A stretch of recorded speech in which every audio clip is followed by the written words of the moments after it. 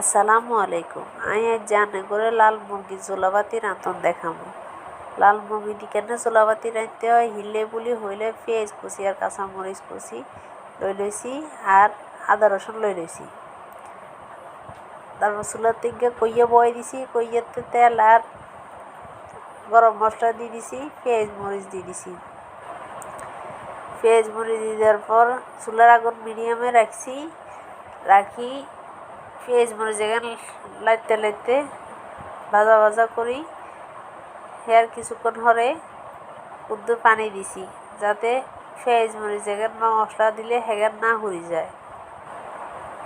হানি দেওয়ার হরে হেগানেতে আদা রসুনের ডালি দিছি।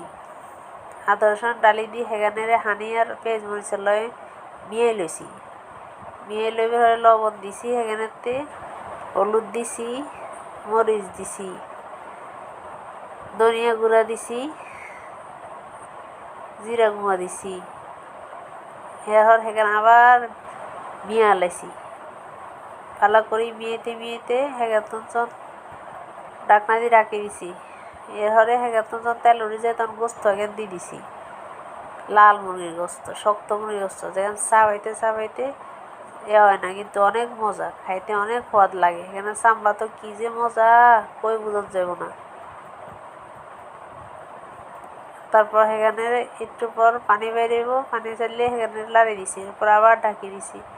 লাল মুরগি রাঁধতে যে কষ্ট বড় সময় লাগে এখানে রাঁধতে এ না সহজে লাইতে বারবার। এরপর গরম পুরাইঞ্জা হানি দিয়ে দিছি। পুরাইঞ্জা হানি এখানে হুড়তে যখন জল কমিয়ে আইব তখন এই গোস্ত এখানে হইব। হিলে উড়ি চুলার আগুন বাড়াই দিয়ে আবার ডাকি দিছি। ডাকি আবার উঠলে আবার লাড়ি দিয়ে লবণ টবণ দেখছি, দেখার হরে আবার ঘুরি দিবার হরে আবার উঠলে লবণ দেখছি। আরে কষ্ট লাল মুরগি রান্দা। এর হরে হেগেন উঠলে আবার দেখছি, দেখার হরে আগুন দিয়ে আবার ঘুরি দিছি। বারবার ঘুরি দিছি উল্লে দিছি, কইতে আর বল হয়ে যায়। তারপর ঘুরি দেওয়ার হরে আবার দেখছি এরপর সুরবা কমিয়ে এলে সেখানে আগুন কেউ নিবাই দিব। এরপর আর গোস্ত রান্দা হয়ে যাইব। লাল মুরগি, শক্ত মুরগি, ইয়াম্মি।